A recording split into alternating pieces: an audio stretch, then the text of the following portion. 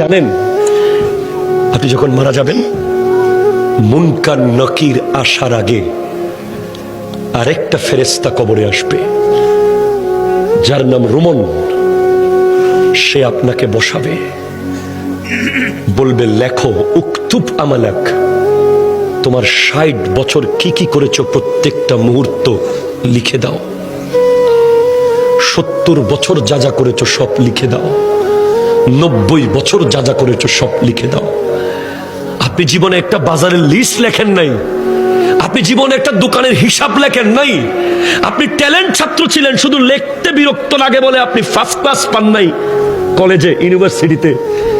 আপনাকে ৬০ বছরের লেখা লিখতে হবে।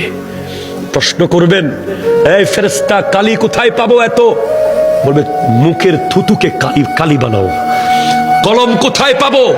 হাতের আঙ্গুলকে কলম বানাও। কাগজ কোথায় পাবো? গায়ের কাফনকে কাগজ বানাও।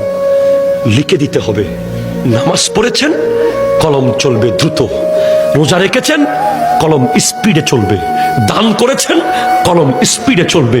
মা বাবার খিদমত করেছেন, কলম দ্রুত চলবে। সুদ খেয়েছেন, কলম চলবে না। ঘুষ খেয়েছেন, কলম চলবে না। জুলুম করেছেন, কলম চলবে না। মিথ্যা বলেছেন, কলম চলবে না। নাটক দেখেছেন, কলম চলবে না। বাটপারি করেছেন, কলম চলবে না।